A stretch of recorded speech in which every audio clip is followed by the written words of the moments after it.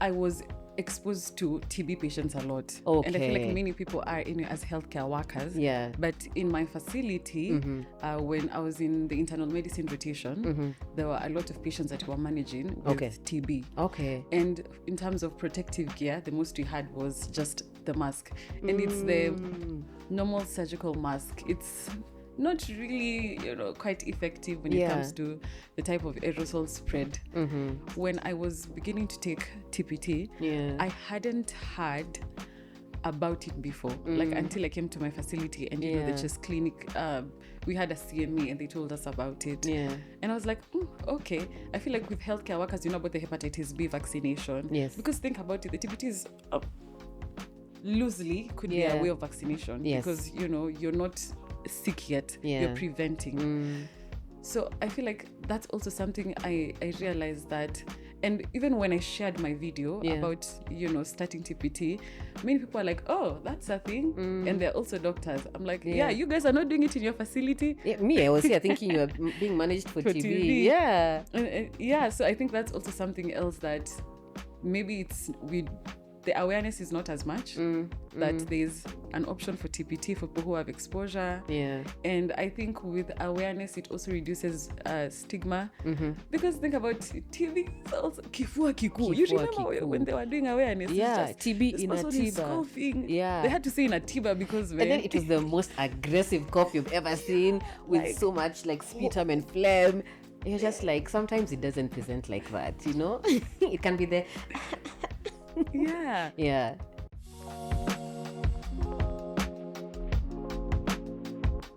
Hi guys, welcome back to the podcast. This is A Dose of Health. I'm your host, Dr. Hope Simyu, and it's been a long time. I feel like I've missed this mic, so it's so good to be back. And karibu sana.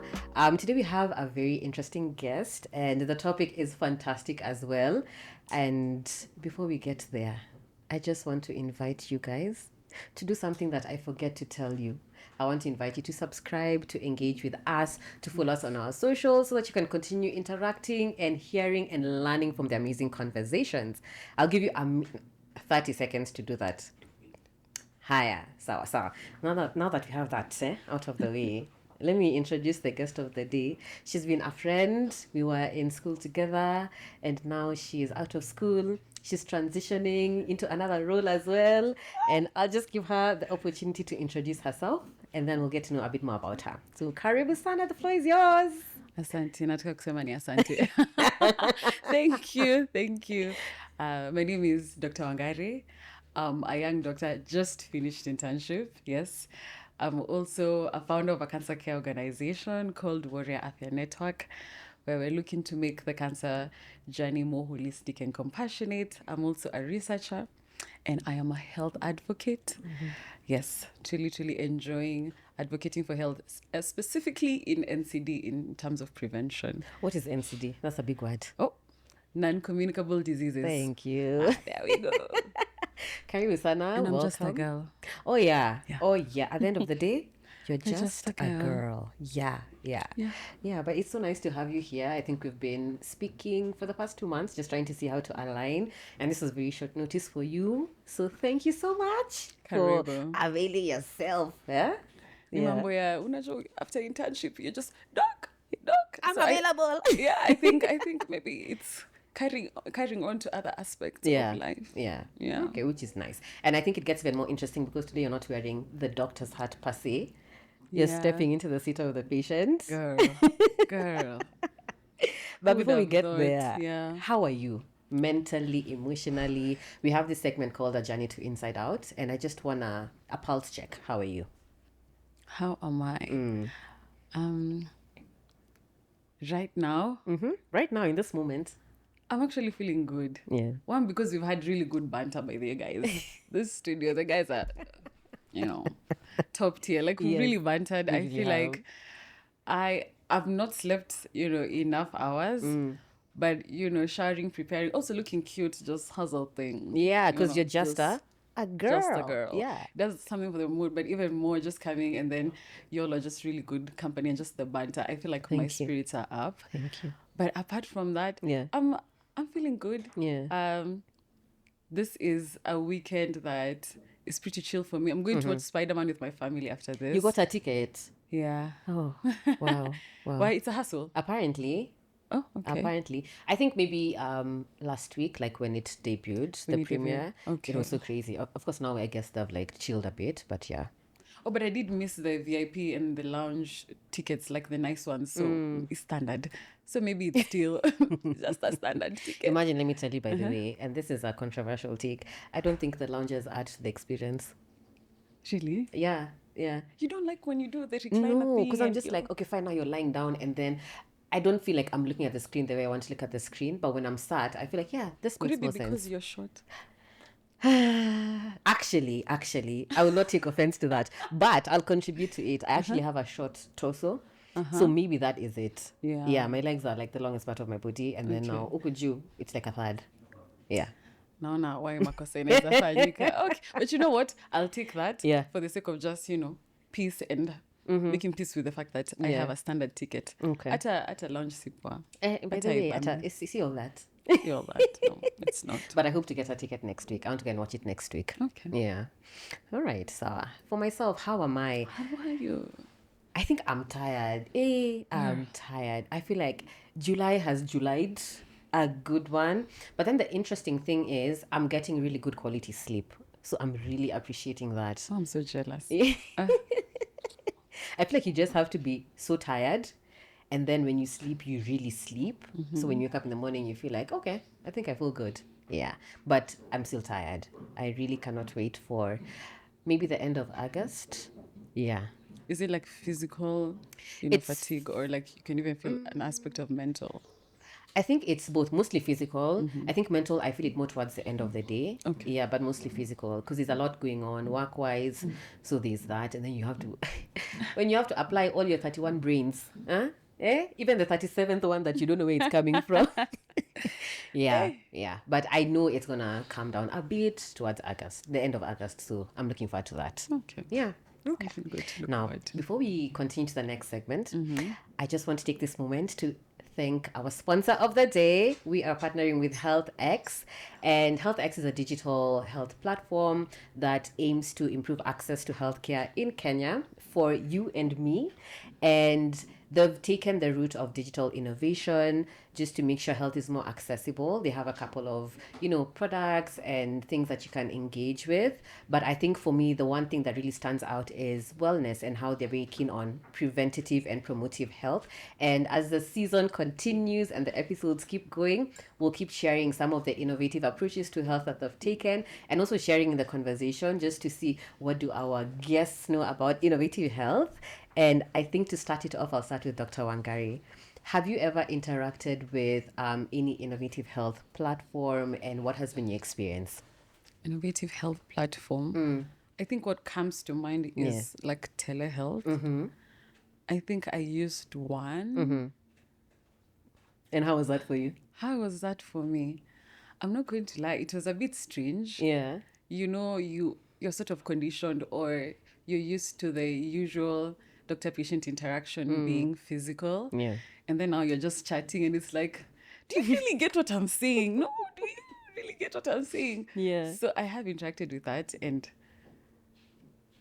I think there was a need to adjust a bit. It was not the usual, but I did appreciate because in that moment, I got the help that I needed. Yeah. Which at the end of the day is what we're looking for. Truly. Yeah. So we'll get to interact with just more what they have to offer and showcase that they're digital initiatives that are improving access to care that I think you should know about and you should probably use one day, maybe not today, maybe tomorrow, but at some point. So thank you so much to HealthX. And now we'll move on to the next segment. Now you're in the patient seat. I usually have a segment called either a doctor's seat or the patient seat, depending on what hat you're wearing. Okay. So today you're wearing the patient's hat. So welcome to the patient seat. You made me. First question. On a scale of 1 to 10, where would you place your trust in the healthcare system and why? Hey. We're starting hot. Hot. On a scale of 1 to 10. Yes. How much do I trust? Where would you place your trust in the healthcare place my system and why? I would place it at a good 7. Okay. Because one, I trust the expertise of the healthcare practitioners, being one, and working with my colleagues, I know they're sound in their knowledge and just what they do, so that I'm confident in. Where there's a bit of a low rank, why it's not 10 over 10 minus nothing, is because I've seen some of the limitations within it, like the turnaround time in terms of results, in terms of medication, especially sometimes ideal medication. And we'll talk more about that. Waiting time. Hey, happened your changamoto. There's a time I went to hospital and just sitting in the the lounge or the lobby waiting, I said, oh my God. No, truly, if this is what patients deal with, I do understand why some people can have bad health-seeking behaviors. Yeah. If like this is what they have to deal with, like having to wait for this long, and even in the atmosphere of a hospital, sometimes it's not the most ideal. It's not the most ideal. When you're there with strangers, and then sometimes you're in pain or discomfort. It's crazy. So I would give it a 7. Okay. Actually, 7 is not bad, but of course, we still have ways to go. Yeah. Next question: patients or profits? Who do you think is the doctor's first priority? Definitely patients. Okay. Definitely patients. Okay. Are you speaking as a doctor or as a patient?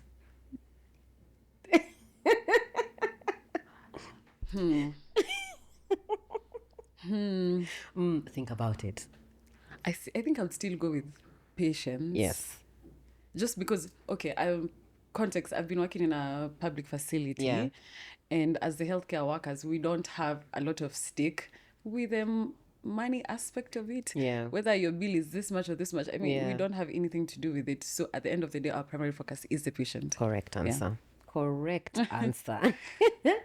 Then if you want a grant today and you're in research, so I know that's one of your goals in life. Yeah? Manifesting. If you want a grant to improve one thing about the experience of being a patient in our healthcare system, what would you improve? Oh my God, that's such a good question. Oh, if I want a grant to improve the experience of a patient, based on my experience, what would it be?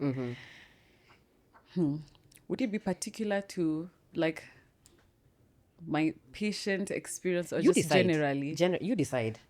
I think if I want a grant, boom.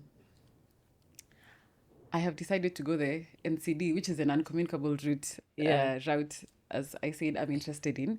What I would improve, because a lot of NCDs, patients tend to be on chronic medication. And as someone who was on medication for a bit of a significant time, I saw just how hectic it is to take medication for such a long time, especially when you don't feel sick. Yeah.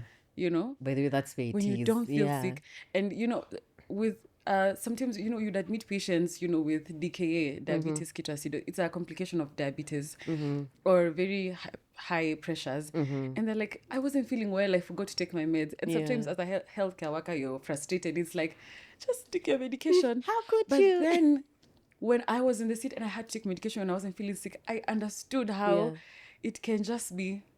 So if I want a grant to improve the experience of patients, I would work out or find an innovative way to be able to just create a system that would have an aspect of ease when it comes to taking medication, but also sort of a community, I have to say.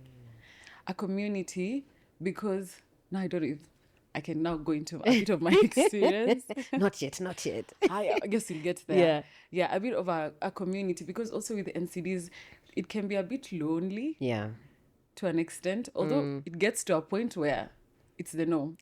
Now for me, now you see with time, the older patients, most of them have diabetes, hypertension. So you find like in a chama, they all have. So it's like, nimesahau kaditani yangu. I'm like, lost at now. Have you carried yours? That's so me one pill. So with time, there's a community. Yeah. But then there's a time where it's also a bit isolating. So I think also just find community around that. Yes, now Okay. that, this is the card that they're dealing with. Okay, I think fantastic. And I think I like what you've said because looking at the healthcare system in India, it's very community focused. Like they really focus on the community aspect, meaning the people around you also contribute to your health. So there's the reminders, there's if you're sick, have you gone for your clinic visit? So the way they've built that system, it really plays a lot to how their health seeking behaviors are influenced, which is so interesting. I like that. Yeah. I should, Yeah. Look into India a little bit. You should, you should, India, yeah. I see. I mean, by the time you have a population of over 1 billion, It's hey, crazy. you have to have innovative approaches, as they call Truly. them. Yeah, yeah. Mark. All right, then the last question before now we get into the conversation. Okay. So our episodes usually come out on what day of the week? Wait. Nikumoto manzi. Hi, yeah. The clock is ticking. The clock is ticking.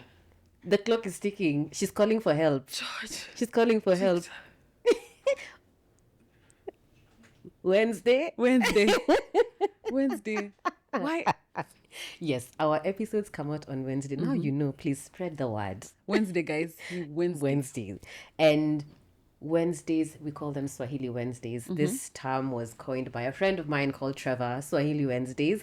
And we want to embrace our language. Let's do it. So, ukitumia lugha ya taifa, mada ya leo Iti. ni nini? Mada ya leo ni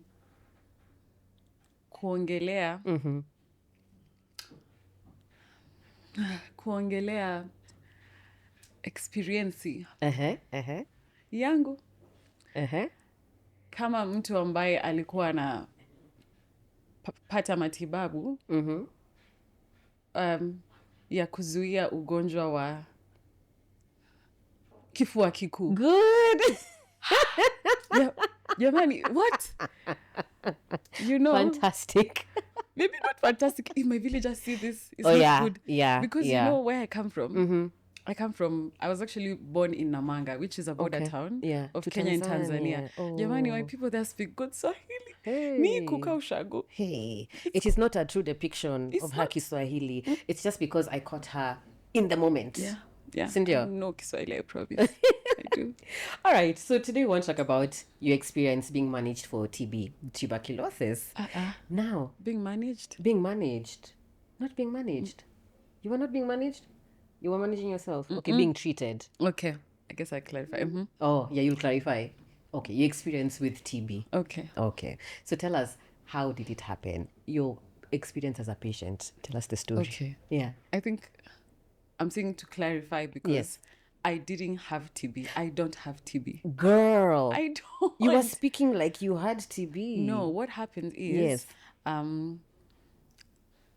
I was exposed to TB patients a lot. Okay. And I feel like many people are as healthcare workers. Yeah. But in my facility, when I was in the internal medicine rotation, there were a lot of patients that we were managing with TB. Okay. And in terms of protective gear, the most we had was just the mask. And it's the normal surgical mask. It's not really, quite effective when it comes to the type of aerosol spread when it comes to TB. So we knew that it's not fully protective. Yeah. And so because of that, our chest clinic, specifically TB clinic, would advocate that we, as healthcare workers, get the TPT, which is TB Preventive Therapy.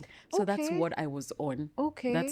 I just finished a few days ago my last dose. Yeah, so I've been on TB Preventive Therapy because I've had exposure to TB. All right. Yes, so I've not had active TB. Okay. Yes. Okay. So we're back to the doctor's seat. Not even the patient. A bit of both. Actually. A bit of both. Okay, but maybe tell us about the patients that you were interacting with as you were in the hospital and how they present. Was it more common in men, women, what age? Tell us a bit about that. So, to be honest, it would be the classic TB symptoms, the chronic cough. But sometimes even the cough could not be chronic, but, there's the cough and then there's the weight loss, the night sweats, the B symptoms, the night sweats, the, what else? fatigue. TB exposure to someone with a chronic cough, and then for others superimposed to, they have HIV. Yeah. So as an opportunistic. Okay. So would see that. I didn't see it with younger people, apart from the ones who had HIV. And I mean, it would make sense because, opportunistic, because you're already immunocompromised. Yeah. But we would see it a lot with the elderly. Yes. So there was a lot of that. Okay. And, we would do now the confirmatory test whereby we take the sputum for gene expert. What is sputum? The sputum is Kikohozi. Yeah. Yeah. Kikohozi for gene expert. And then we do the chest x-ray. Yes. Those are the main ones that we do. And then, of course, confirming history of contact. Because when it comes to TB, you have to do the clinical, the history, the things within the history that suggest to TB. Yeah. And then there is the investigations, the lab, and then imaging. So in terms of history, it's the cough, the night sweats, the history of contact. Those ones at least have to be there. Yeah. And then for the lab, there's a gene expert. And then for the imaging, there's a chest x-ray. Okay. So when you have at least two of those aligning, we would initiate. Okay. So we had a That's lot of that. interesting. I think maybe I can give an experience of a colleague I worked with. Okay. And initially, when I actually had thought about this conversation, because I didn't know now you were doing preventive therapy, I had thought of having both of you. And then now you share your different experiences. Yeah. I had scheduled for a bit later, but I think I can have her later on. But let me just share some of what I got from her experience. We were colleagues working in the same office, and she would complain she's coughing. She's having chest pain when she's coughing, and she's having a bit of difficulty breathing, but not like the overt TB symptoms. Like she wasn't having the night sweats. And when we say night sweats, it's drenching night sweats most of the time. So you sleep, you wake up in the morning, your sheets are soaked, She didn't lose weight, like significantly, like that unintended weight loss, which by the way, yes, guys, sometimes unintended weight loss is not just you're losing weight. It needs to get... Nani anapiga simu? No, it's okay. It's an alarm. I have a standing alarm at 11. If you ask me for words, actually, I don't What is know it for? I don't know why it's still there. But I can't remember. Yeah, so she didn't really have like the classical symptoms that we talk about. But then what she had, of course, the cough and the chest pain. So she complained about it for a while. So I told her, like, just go to the hospital, let them confirm. So the first time she went, she was given medication. It was treated as an infection. Then the second time, no, it persisted, So the chest pain especially, and I was telling her, this is not normal. What was her chest pain? It was plural? one-sided. I think it was like on the left side. Okay. Yeah, so it was worse when she would cough and breathe in. Yeah.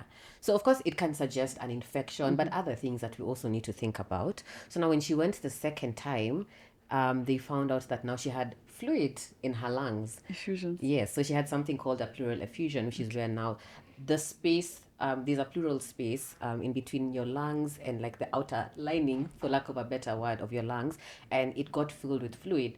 This means her lung didn't have enough capacity to keep expanding and contracting as it should be. And of course, that comes with pain as well. So she actually had to have a chest tube inserted to drain the fluid. Of course, that was done when she was admitted. And then she was diagnosed with TB and started on anti-TBs. Now, the question we were asking her is, where did you get TB? Yeah. Because she was in an office setting. It wasn't like she was in a hospital where she was exposed to other patients who have TB. So now, I was having conversations this year with a few, colleagues and friends. Apparently, the TB numbers are increasing as the years are going. And this is not just for patients who are seropositive, who have HIV or are immunocompromised, even in other adults who are not immunocompromised. Yeah. So I think that's why I really wanted to have this conversation, because there's someone there who has been coughing for 2 weeks thinking, it's just a cold, it's just a flu, but it could be TB. Actually, I like that, at least with your friend's example. Yeah. They didn't have almost what we consider classic. Yes. Like they didn't have the night sweats and the weight loss. And the weight loss, I know I was focusing a lot on them because it's common, and common things occur more commonly. Yeah. But truly, yes, it could have the shortness of breath and you're thinking it's a pneumonia. Yeah, you're just like, I take So I think antibiotics. maybe it's also a call to action for us healthcare workers Thank to have you. a high index of suspicion, Yes. you know, Yeah. to also just maybe have I don't know, the gene expert as routine, and maybe be more keen on the chest X-ray, because there are also particular things that are markers of a TB infection. Yeah. I think also being more keen, not only on the investigative front, even just the history taking. Okay. Yeah, because it's But what in her history was giving TB? nothing History in of contact? particular, just the long-term cough. But it could be. It literally could be COPD. anything. Yeah, it could be anything. And that's why now you start eliminating. Yeah. And as you eliminate, it's not just by ticking, it's also investigating. Because you're just like, okay, fine, maybe it could be, but I'm not so sure. So let's see if we need to investigate. So as you investigate and then you get a negative, then that's when you're like, okay, fine, it's not this. So I think for her case wasn't very direct until now she had the pleural effusion, which is now the fluid in her lungs. But then this made me think, how many people are walking around with undiagnosed TB? And then we sit in matatus, in offices with closed windows, in spaces where people are just coughing without protecting, covering themselves. And especially after COVID, if there's one thing I need us to go back to, if you know you're coughing, wear a mask. Yeah, wear a mask if you know you're coughing, because as she mentioned, how TB spread, it's the air droplets and the aerosols spread. So it can be someone literally talking to you in your face, it can be someone coughing, so there's that close contact that we really need to factor in. Yeah, so maybe you can tell us about, in your facility, apart from gene expert, what other investigations, like how else would we look to see if this person actually has TB or not? Okay, so there's a gene expert, there's a chest X-ray, can do TB LAM. What else do we? Which was a urine test, yeah? Yeah. TB LAM. TB LAM. I think those are the ones we had in our facility. The main ones, yeah? Yes. And when we say an X-ray, what in particular, or what are we looking for in the X-ray? So for the X-ray... Does it feel like an OSCE? Okay. But for the X-ray, there is the classic, the biliary picture. Sometimes you can see that. Sometimes, although this one, I haven't seen it a lot. In fact, I think I've only seen it in one. You remember the Gone complex? Okay, yeah. That's a bit far. But yeah. we did see it once, whereby on the lower part of the upper lobe or the upper part of the lower lobe, you can see like a cavitations. So the cavitations. Yeah. You don't see that a lot in inflammatory processes like pneumonia, COPD. So now when you start seeing cavitations, I mean, you could query now the TB or I guess malignancy based on it. So those are some of the things to look out for in a chest X-ray. Yeah, and I think why I was really asking is because, there are many times people can go to hospital for a cough, and yes, you have your blood test done, but remember, standard practice, an X-ray was also recommended as an investigative tool. So I always aim to inform my, not patients, but the people who watch and listen, my audience, that the more you know, the more you're able to have an informed conversation with your healthcare provider. So apart from the investigations, you can ask them, what about a chest X-ray? Should we consider this? If not, why? If yes, why? If we are doing the lab tests, what exactly are we looking for in the lab test? Like, don't just sit there, engage in the conversation so that you can give all the information that is needed to enable them to make the informed and the right decision for you. Okay, now I have some few questions for you. Usi panic. They are simple questions. All right. Sips tea. This is a question that we were always asked. It was an MCQ in almost every internal medicine exam. Okay. What part of the body does TB not affect? Oh my God. Which one was it? I know it's one of those that what are we calling? No. It can go to the brain. It can go to the kidney. Wait, is it particular to a particular gender? No. Oh yeah, because it could go to it. Where does TB not affect? Yeah. I need a hint. You need a hint. It's on, think about your hands and your head. My hands and my head. Your hands and your feet and your head. Blood vessels. No. No. Nails. Your nails, where else? Hair. Yes. Okay. Okay. Nails and hair. Yeah. So TB affects every other part of the body except. It even affects the scrotum. Yeah. Does it rule out? Yes. So now let's go to the different manifestations of TB and let's look at, many a times we focus on the lungs, but then it can affect outside the lungs, and we call that extrapulmonary. So what was like the most common extrapulmonary manifestation of TB that we would see? I think the one that we saw a lot is when it would affect like the abdominal organs. Now we'll start seeing ascites, and it's like, this ascites is not making sense. Then we do an ultrasound. We see. But the ascites is fluid in your abdomen. I have to. Truly? Okay. Yeah. You have to simplify. No, but you've gotten really good at this, I have to say. Like your antenna is very, alert to be like, oh, let me simplify that. Yeah. Another jargon. Yes, I think I saw that a lot. It going to the kidney also. Okay. And for the guys, it, going to the scrotum. Okay. It's just like, oh, oops. You could also reach there. Yeah. Yes. Yeah. I saw that a lot. I didn't see a lot going. I haven't seen, at least yet, to the heart. But we saw brain. We saw brain a lot. And the back. Yeah. TB spine. The spine. Pott's disease. Yes. Oh God, yeah. truly. So as I was speaking about, and that's more common, we saw that more commonly in patients who have been managed for HIV, and mostly when they've gotten AIDS, where their immunity is really compromised at this point. But then we also saw them in a different demographic. Remember kids? Kids, yeah. And many at times, children have malnutrition, and the malnutrition would now predispose them to getting TB. And they wouldn't present with the TB that we commonly see, that the cough, it would be the abdominal, it would be TB of the brain. So, hey, another alarm. Only snooze.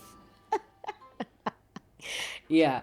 So I think I wanted to mention that before we go to prevention. Then now you can tell us more about your experience on the preventative medication. You mentioned kids, and I remembered how when I was doing pediatrics, I found TB in children very interesting. Yes. First of all, as you mentioned, the presentation is not as similar to adults. Yeah. But then even more is how they're not the most infective. TB in children is not very contagious, because now you'd see the patient, the children will come in with their mothers, and I'd see a consultant just like, but why is the mother staying with the... And just like, it's not as infective. Yeah. When the patient is infective, they're actively having they're having active TB, they're not as infective as an adult would be. I found that really interesting. Yeah, I guess it's because of the manifestation, like where their TB manifests, because it's mostly outside the lungs. Yeah, and now if it's in the lungs, now it's easy to cough, the particles, and now spread it from one person to another. I think also their cough reflex sometimes is also not as great. So yeah. Okay. Now tell us about prevention. Now that you are preventing yourself from getting TB, let's talk about prevention. How can we prevent ourselves from getting TB? Prevention is key. Prevention is better than cure. Amen. Guys, we know that, we've had that, and that's something I stand and believe in. I stand for and believe in.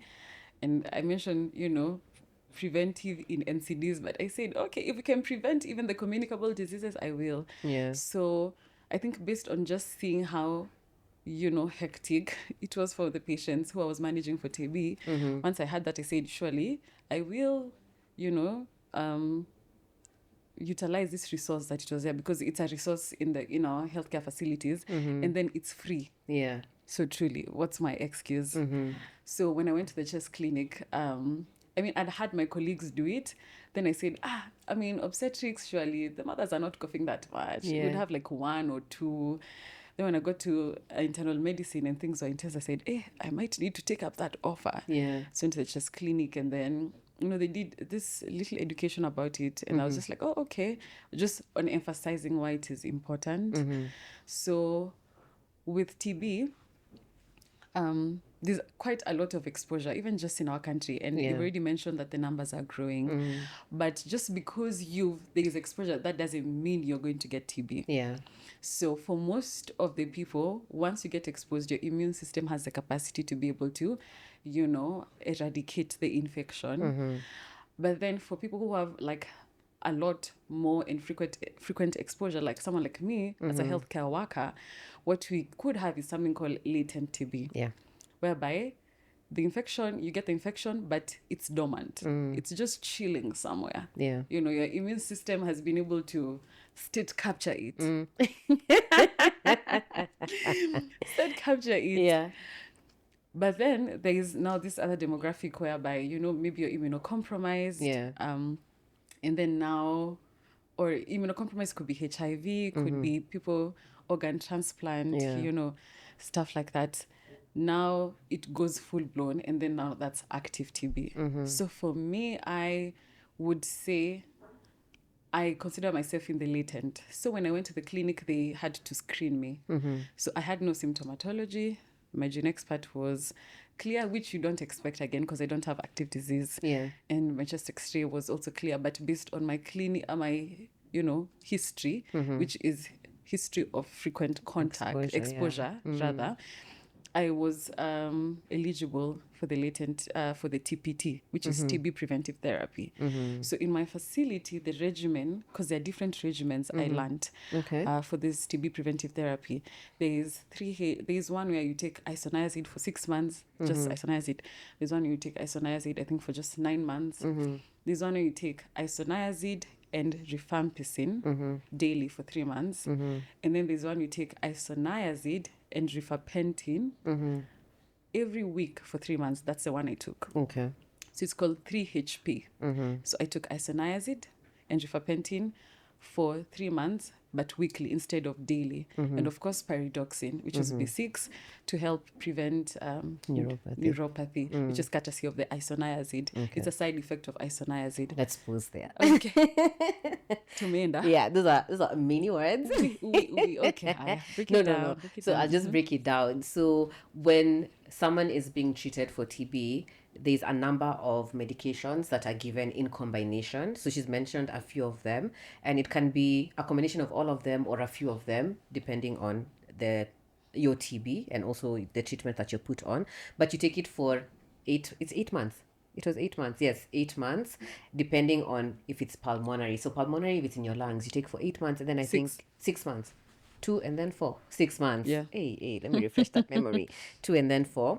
So there's a induction phase, and then there was the continuation. Yeah. So the induction is mostly to deal with the active infection, and then continuation now to just ensure that uko sawa uko chonjo. So those are some of the medications she was talking about. And if the TB is outside your lungs, now you take the medication for longer than 6 months, depending on where it is.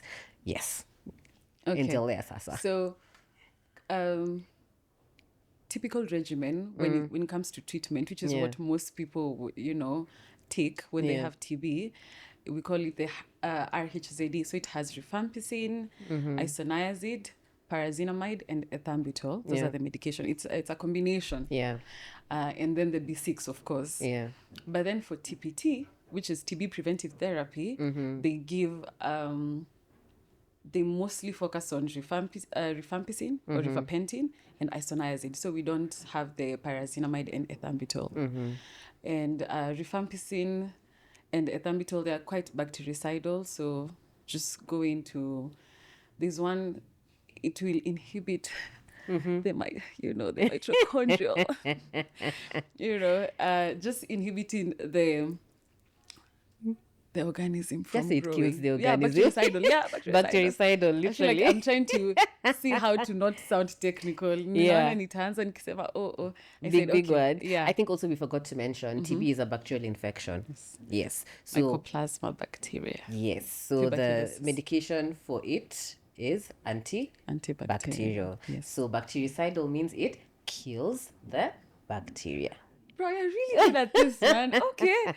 Wow. So So for mine, there was the isoniazid and the rifampicin. Now the difference is, because when I was checking my medication, and even the chest clinic clinician, highlighted was the doses were more as compared to the doses patients take every day. Because when you're taking anti-TBs for treatment, you take every day for 6 months. Yeah. But for me, it was weekly, so once a week for 3 months. But now he was telling me, because instead, for compliance, they decided to make the TPT,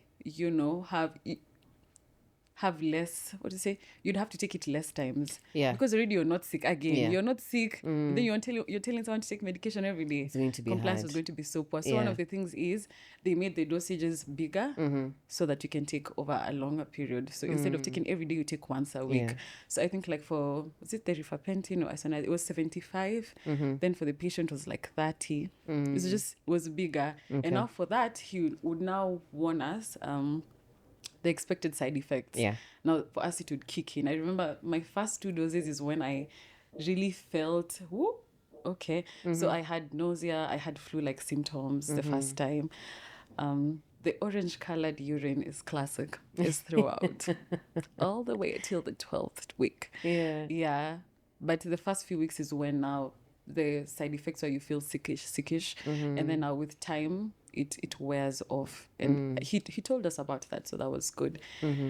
So there was that. The tablets are quite big. Yeah. I don't know if you saw, they're quite big. Yeah. And shout out to our clinic. Our clinic was pretty dope because they used to be like, you know what? We have Uji for that.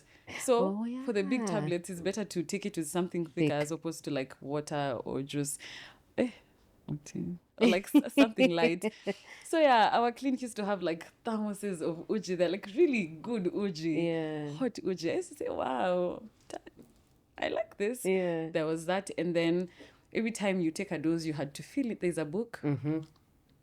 Documentation. Yes. Because they have to document, but also to see how many people get to the end. Yeah. And I think all this data is significant in just, I assume, for planning and stuff like that, know.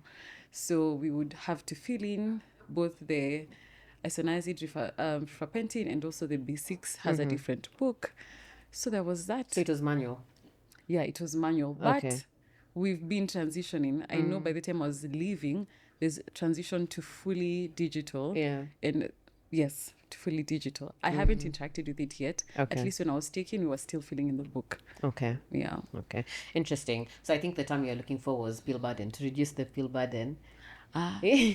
Pill burden.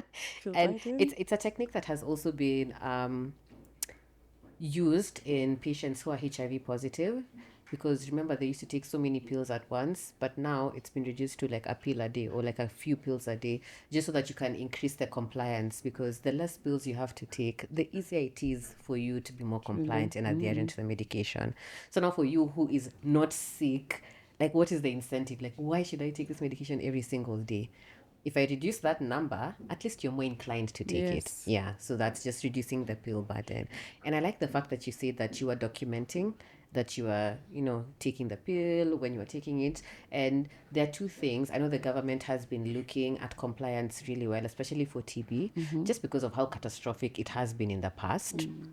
So there's even an app or a platform, I think I was seeing, if I remember, it's called, is it Tico or Tibu? I think it's called Tibu. I think it's Tibu. It's Tibu, yeah? Yeah. Yeah, I think I'll put it here. And that's what I think they want to use to track compliance. So you can also send reminders to patients just to remind them, take your pill today. Have you taken your pill today? And also just to document who has completed. And why this is important is because of... It's an antibiotic, so what are we trying to prevent? Antimicrobial resistance. Yes, tell us about antimicrobial resistance. Antimicrobial resistance. Actually, it's a thing. Even with TPT, they just warned us it's good to finish because, you could leave it in the middle and then now you develop a TB that is resistant to, like the multi-drug. I know it... I'm thinking it in the... No, just say it the way it is. Multi-drug resistance TB. Yes. Yeah. So with that is with AMR, antimicrobial resistance. Wow. But truly, this is just I'm letting helping me doctors know. Communicate. Truly, yeah, it is letting me know that I could just be someone who uses jargon. I thought that I don't. Yeah. But listening to myself speak Yeah, now and you're hearing it. you know, interject, I'm like, oh, bruv. Oh, child. Okay. So Yeah. antimicrobial resistance is when, you know, bacteria, right, develop resistance to drugs that they were sensitive to. And a lot of times that's caused by, you know, improper use of the antibiotics. So ideally, when it comes to antibiotic use, there is a particular duration with different drugs Yeah. that you're supposed to use to completely, you know, eradicate the bacteria. But with improper use, which is some people, if you're given 5 days, you do 2 days or 3 days, you're like, I feel fine. Yeah. But you've not, you know, fully eradicated the bacteria completely. And now it undergoes mutation, you know. Yeah. And now it becomes, it's like, okay, we've seen this guy. So this is what you are bringing to fight me. Yeah. I And already know it. Yeah, before you completely, it says, Nikama, I feel like when I think about bacteria sometimes, Yeah. they feel so animated in my brain. Tell us It's like about it. small little, to not humans but to creatures. Yeah. I'm imagining how smart they are. Think about it. Yeah. Because you guys have come up with this, you know, weapon against them. And, you know, they take the heat. Oh, maybe it's their cell membrane. Yeah. Boom. You've come for their CG proteins. Boom. I'm thinking it's like maybe even like a gun. It's Yeah. boom, you've hit their hand. Boom. They're like, okay. Another. And then maybe the kill shot is to the brain. Yeah. And that was day 5. But then But you didn't umefika day reach? 3. Ukufika. So what happens is with time, maybe there are those ones like you watch those movies, you shoot someone, and then after some time, It's like a lizard. inarudi. And then that now they know, okay, so this is it. And now they mutate. Or rather they become stronger. become stronger. Yeah. Maybe it's having another layer of something. So the next time it's not working as much. Wow, in my head it's just it's a whole movie. It's a whole You've movie. explained it so well, actually. Yeah. And you know, the interesting thing is, for many people I've interacted with, anytime I'm talking about antimicrobial resistance, they think it's your body that's resistant to the medication. So now you've explained it so well. Yeah. Thanks. I would like to hope so. Okay. Yeah, so I think also something else that I saw as a statistic is we're seeing multi-drug resistant TB more commonly than the TB, the less aggressive TB. So that's why it's also very important for them to monitor who has completed their medication. If this person has not completed, where are they? How can we make them complete? Just so that we are not fighting something that's so strong and it's not becoming worse and worse and worse. Yeah. I think with that, I just realized when I was beginning to take TPT, Yeah. I hadn't heard about it before, like until I came to my facility and, you know, the chest clinic, we had a CME and they told us about it. Yeah. And I was like, okay. I feel like with healthcare workers, you know about the hepatitis B vaccination. Yes. Because think about it, the TPT is loosely could be Yeah. a way of vaccination. Yes. Because, you know, you're not sick yet. Yeah. You're preventing. So I feel like that's also something I realized that, and even when I shared my video Yeah. about, you know, starting TPT, many people are like, oh, that's a thing. And they're also doctors. I'm like, yeah, you guys are not doing it in your facility. Yeah, me, I was here thinking you were being managed for TB. TB. Yeah. Yeah, so I think that's also something else that maybe the awareness is not as much, that there's an option for TPT for people who have exposure. Yeah. And I think with awareness, it also reduces stigma. Because think about TB is also kifua kiku. You Kifua remember kikuu. when they were doing awareness? it's Yeah, just, TB this in a person is tiba. coughing. Yeah. They had to say in a tiba because And then it was the most aggressive cough you've ever seen, with like- so much like sputum and phlegm. You're just like, sometimes it doesn't present like that, you know? It can be there. yeah. Yeah. So I feel like it's good. In fact, I would want to commend you for highlighting this conversation because I saw that it was not very obvious, the whole TPT thing. Yeah. And even more, just people sharing their experience with TB. So that when you get TB, it's not such a, oh my God, it's just like, oh yeah, you can get TB. Yeah. But even more, you can get TB and get cured of it. Exactly.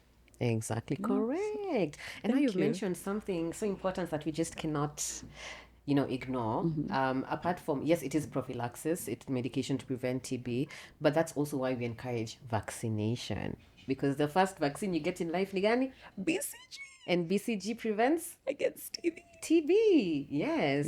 So now over years, of course, your immune system kind of relaxes a bit, because you were vaccinated as a child, and then now as an adult is when you're more exposed to it, especially healthcare workers. I remember for us when we were in med school and we would go to one of the TB rooms. It's a room where they would put all the patients who are being managed for TB, and the nurses would look at us like, nyinyi mnaingia tu bila mask. These patients are being treated for multi-drug resistant TB, and you're just entering there without a mask. Hiya, go. Yeah. So now, because you're going to be exposed to that, now these therapies are so important. Yes. Yeah. And I think I saw there is even more work in trying to get more of these medications out there. I think I saw the Gates Foundation plus Wellcome Trust working on probably another one if it's not that one. And hopefully this will become more of a conversation so that we can see these numbers go down instead of going up. Yeah. Now, before we leave, I remember seeing something you posted yesterday. You got your card for Oxford University, yeah? University of Oxford. I don't know what that's about, but you can tell us more. But maybe people don't know this. Before you leave the country, you will be tested for TB. And what tests are they going to be doing? Because it's not Gene Expert. I think I've heard it's mostly the chest X-ray. Chest X-ray and? And it's not Gene Expert? Mantu. Oh, the Mantu test. Yeah, they do the Mantu test. Yeah. So even before you leave the country, these are some of the to go to specific countries. I know the UK really does it. These are some of the tests that they'll need to do just to ensure that you don't have TB, because remember, it's contagious. It's very easy to spread. So the more we know about these things, the more we're able to protect ourselves and prevent ourselves from getting TB. Yeah. So now, as we wrap up, there's something I've remembered. Go ahead. Maybe if I could highlight. Yes. With the TPT, I remember when I started with my colleague. Yes. But he only took one dose and he left it. Yes. Why? And some of my colleagues actually didn't finish their regimen. So Madaktari? Yes. So when he started getting the flu-like symptoms, for him he also had like joint pains. He was like, no, I need this thing. It's not that serious. And then back to, I'm not even sick. Why am I doing it? Like he felt really sick. He was like, I'm not sick, and then I'm taking medication that's making me sick. Pass. So I think with that, I also thought, I don't know how we can also work around it, because I feel like I understood his point of view that, especially, as an intern, you still have to show up to work. Yes.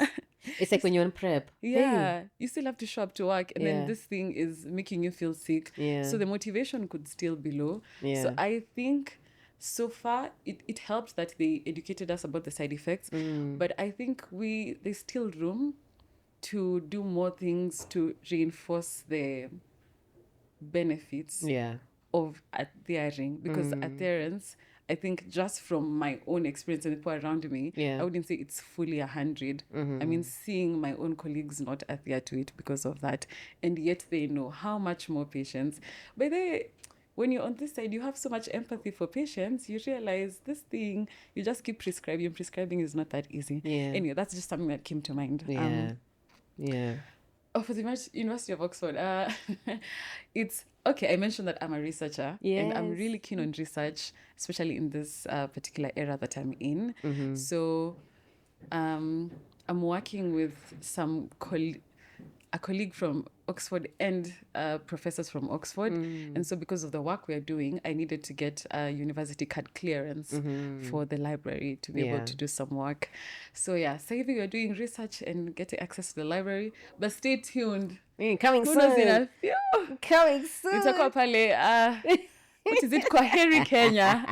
After doing your what test? After doing my Mantu. And just straight to go to University of Oxford. Fantastic. And we can't wait to see that happen, because it's just a matter of time. Yeah. Okay, now, as we wrap up, I want you to educate my people. What are the 3 takeaways of this episode that you'd like to leave them with? Okay. 3 takeaways. One is prevention is truly important, and it's one of the ways of having agency to your own health and choosing to be healthy. So if there are aspects that you can do to prevent, illness, in this case for me it was TB, do it. Yeah. 2 is, as Dr. Hope said, it's good to know what is needed, or like what it is that you need to know about a condition that you're being managed, so that you also take part in it. So like, for example, we've had conversation about TB today. So if, for example, you've been noticing some funny cough, or someone around you, something similar to that, it's good to know. And now when you go to a healthcare facility, engage. As she said, will you ask, is this the part where I get a chest x-ray? And other, so just information, knowing, back to it gives you agency. Yeah. And I think it's very important to be an active person in your own health instead of passive, just waiting and being a recipient of everything. That would be my second one. The third one would be that TB is preventable and TB is curable. So this is for even the people who are being treated for TB, just to let you know that you're doing well. As someone who's been on medication for 3 months, it was crazy. But how much more for you who's taking it for 6 months every day? So first, I see you and you're the G. Just keep taking your medication. And yes, TB in a tiba. Yeah, say it with confidence. TB in a tiba. Fantastic. I think for me, the takeaway is just because it's a soft cough, as long as you're having a prolonged cough, please go and get it checked. Let me look here. As long as you're having a prolonged cough, please go and get it checked. That's for the patients. And to our healthcare providers, I think it's take that extra step and be attentive and listen, and please investigate fully, because sometimes I know, did they say diseases don't present like they do in the books? Yeah. So you might be waiting for all the 3 classical signs, but then they only come with 1 or 2. Yeah. So I think let's be a bit more attentive, and we'll be able to diagnose things faster, earlier, and have our patients treated effectively. Yeah. Now, the last part, which is now, it's called Beyond the Clinic. Okay. So I have some random questions. Don't overthink them. Let's go. Okay. This is, if you had one piece of advice, a simple, actionable health tip to all your patients right now, what would it be? Simple, actionable health tip. Ooh, and this is something I've been doing, is listen to your body. It's very, what works for someone else might not work for you. So listen to your body. Like for me now, there are things I know about my body. Like for example, my gut. Yeah. I know my gut. I know its habits. Okay. So I know, like I have a routine. When I wake up, I have to take my glass of water. It's just standard. Okay. I know my bowel changes. I know my bowel habits. I know when I eat this food, this is how it will respond. I know I know when I'm feeling like this is what I can do. So I would say listen to your body. Our bodies give messages to us all the time. Just listen to your body. Sometimes it just needs you to walk. Sometimes it just needs you to take that salad, cabbage salad. Just do it. It will work wonders. I would say listen to your body. Okay. Yeah. You've kind of answered the next question, but I'll still ask it anyway. Ask. What's the first thing you do for yourself in the morning, or the last thing you do for yourself at night that's simply for your own sanity? For my sanity, it's not even the water. The water, Okay. that one is That's for it's always health. like reflex. But for my sanity, is I put my Bluetooth speaker on and I put music. Okay. In the morning, I have to. That's how I prepare. Okay. Specifically of late, I've really been enjoying a lot of compa music because I also dance compa. Oh, really? Yes. Okay. I do the Latin Okay. salsa, kizomba, bachata. I really love it. Nice. It's my happy Okay. place. So in the Fantastic. morning, that keeps me sane. Before Music. I go You into said the music. world. Speaker on Bluetooth speaker. My Bluetooth, I literally go with it everywhere. Even when I will have a Bluetooth speaker. One thing about Okay. So next question. Is there a moment where you thought the body is really interesting or like wild for doing that? Like, wow. It is really interesting for doing that. Okay. Yes. And it's an observation I made a few weeks ago when I was brushing my teeth. Okay. So I realized, you know how you start with one side and then you go to the other side? Yeah. Now I was looking at myself in the mirror while doing it. I realized when I go to the right, my tongue follows it.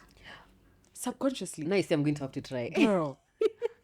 Go try it. Okay. I need to know is everyone. Although I consulted chat, apparently it's a thing. So when I go to the upper jaw, my tongue lifts a bit. When I go to the lower one, it comes back.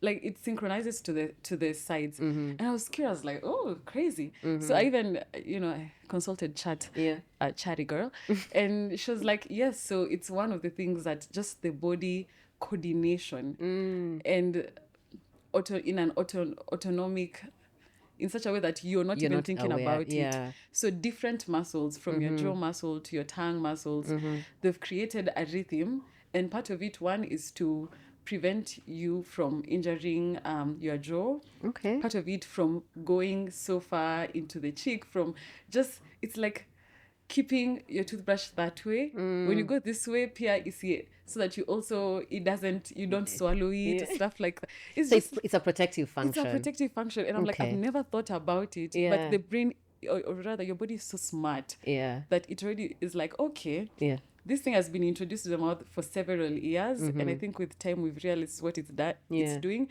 But you have to make sure it doesn't harm anything, so it follows it. It's like you know what that sounds like? Police. Everybody is the original AI. So smart. Yeah, it's so smart until a machine, it's like, hey guys, I'm down bad kidogo here. That's when it's sick now. Yeah.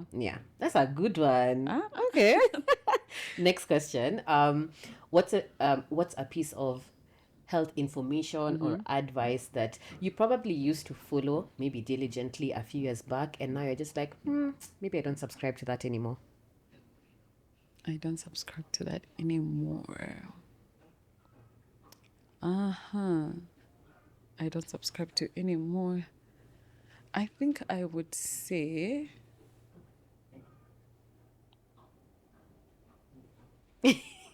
this one I will say because I just learned about it the other day. Okay. About how 10,000 steps, 10,000 steps, being the ideal number of steps, and just learned that. Research shows at 2,500, you already are reducing the risks of cardiovascular diseases. At 7,500 steps, you're reducing risk of mortality. Above 8,000 steps, it plateaus. It's like there are no additional benefits. So the 10,000 steps is a myth. It was a marketing gimmick by a Japanese company that was trying to sell their pedometer. So I mean, that I learned, but now I know I don't have to do 10,000 steps. Neither I adjust mine to 7,500. At least that one, the body is doing something. So I learned it's more on the pace. Faster pace is better. And if you get to your good 7,500, you're good. You don't have to get to 10K. Okay. That's actually very good information to have. Now, last question. What is a health rule you think we should break every now and then without feeling guilty? Indulge too. Like, it's fine. Eat the burger. Yes, eat it. Everyone says food. I think what's the health that we should break here once in a while? I think, you see, this is the thing. Sometimes when you're doing health messaging, even when it comes to nutrition, it's made to look so joyless. And rigid and a bit exclusive sometimes. Joyless, right? And you see, that's the thing. If you want people to pick up something, no one wants a joyless thing. You want to motivate someone to pick it. And I'm not saying that healthy food is joyless, but to an extent, how it's been marketed, how it's been presented, it's a bit joyless. Sometimes it's in how it's being made and stuff like that. So I think there's room. And I think that's one of the things I would love to do. To find ways of making healthy habits joyful and, accessible also.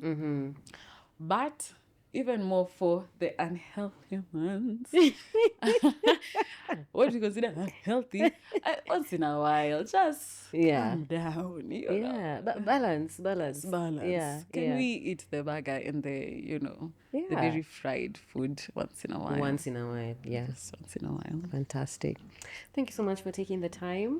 That's all we had for today. Yay. Thank you for having me. Thank you so much. If there's a parting shot that you have, or if you want to plug yourself where people can find you, this is your opportunity. Nimefikiwa. Umefikiwa. That's my camera. Yeah. Sindio? Okay. So you can find me on Instagram at Dr. Wangari Kinyanjui. You can also find my organization at Warrior Afya Network on Instagram, on LinkedIn, on TikTok, on Twitter. Yes, I think I'm more active on Instagram, Dr. Wangari Kinyanjui, and TikTok at Dr. Wangari Kinyanjui. And yeah, you'll find me there. I'm just a girl, so you'll just find my girly shenanigans. Yeah. Also just share my musings on NCDs because that's something I'm keen on. You will also see things that I am curious about in terms of health musings, and just things I'm, understanding and questioning. But most of all, just a girl who enjoys life. I really love life. I like how you really try to do everything. I'm like, girl. What do you mean everything? Huchoki? Today you're here, tomorrow you're there, at night you're here. I'm just like, wow. No, I'm that one. Wow. So my tribe, my clan name is called Washera. Washera means someone who visits, who walks, who goes places, like a wanderer. You're really living up to your name. So, Maktab, it was written. Oh my goodness. Anyway, thank you guys so much if you've reached this far. I hope you've learned a lot from the conversation, and we will be more mindful of our coughs and our pulmonary health. Yes. Pulmonary health. And please remember to follow us, to like this conversation, to share your comments below. My name is Dr. Hope Simiu. My socials will be down here. The podcast is A Dose of Health, the podcast. And thank you to our sponsor for the day. And that's a wrap.